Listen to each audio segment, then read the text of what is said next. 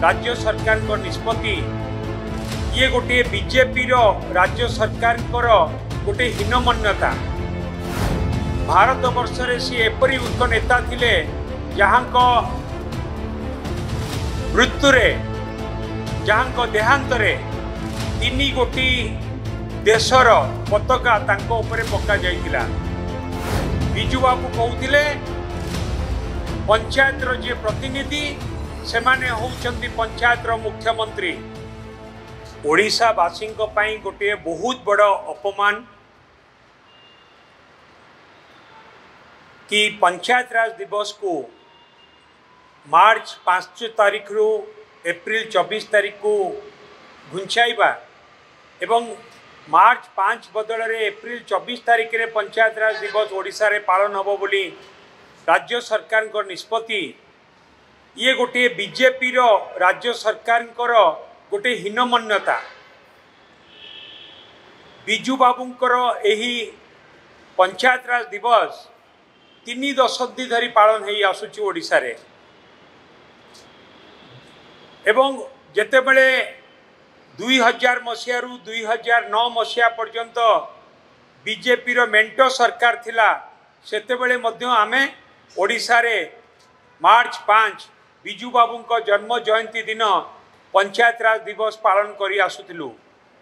बिजू बाबू जड़े स्वाधीनता संग्रामी थिले, जड़े राष्ट्रनीतिज्ञ थिले एवं भारत वर्ष रे सी एपरी एक नेता थिले जहां मृत्यु जहां देहांत तीन गोटी देशर पताका तांको ऊपर पका जाइतिला एवं ओडिशार विकासर विश्वकर्मा थिले बिजू बाबू एवं सही परि जने महान व्यक्ति तांकर जन्म जयंती रे आमे मार्च 5 रे प्रत्येक वर्ष पंचायत राज दिवस पालन करूँ एवं बिजू बाबू जन्म जयंती रे पंचायत राज दिवस पालन करिवार कारण होउची कि समग्र भारत वर्ष रे त्रिस्तरीय पंचायत राज व्यवस्था बिजू बाबू ही आरंभ करथिले। भारत वर्ष रे प्रथम नेता बिजू बाबू जे कि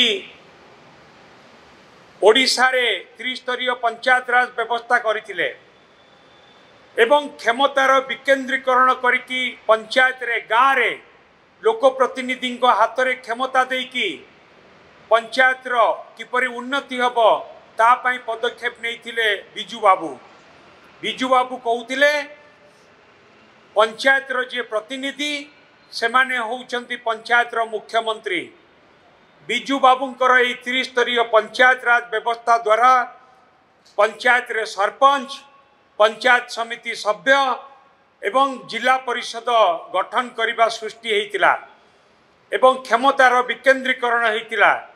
ग्रामांचल विकास गोटे बाट फिटिला बिजू बाबू द्वारा जे कि प्रथम समग्र भारत वर्ष रे बिजू बाबू ही प्रथम व्यक्ति जे ओडिशा रे